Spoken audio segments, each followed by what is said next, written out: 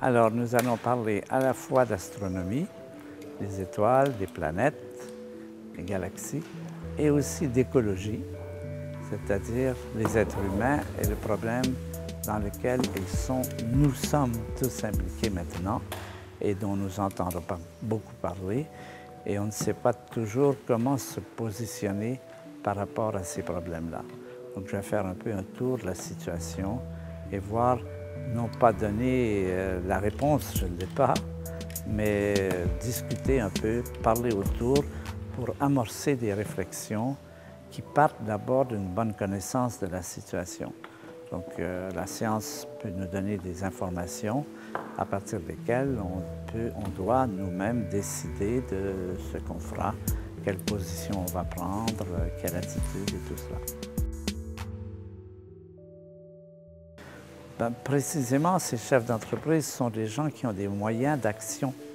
C'est précisément le niveau auquel il faut atteindre. En fait, il faut atteindre le niveau de tout le monde. Mais il y a des gens qui sont plus impliqués et en tout cas qui ont plus de pouvoir.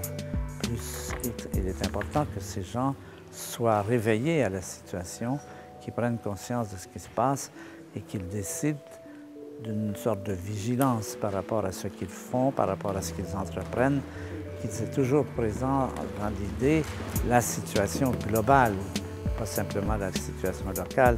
Bien sûr, il faut faire de l'argent, bien sûr, il faut vivre, mais aussi il faut savoir ce qui nous attend dans quelques décennies si on n'a pas réagi à temps.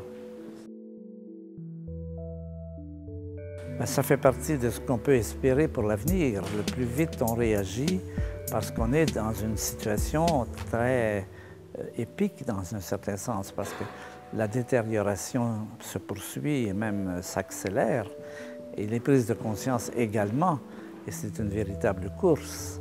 Qui va gagner? Qui va arriver le premier?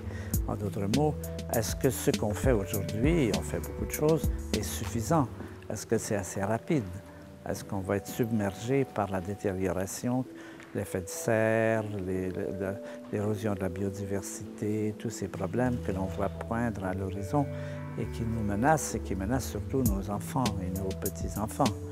Moi, dans 50 ans, je ne serai plus là, mais j'ai des petits-enfants qui ont 2 ans et qui ont toutes les chances d'avoir à subir. Et donc, il faut essayer de penser à la situation pour eux, pour que la vie reste vivable pour eux.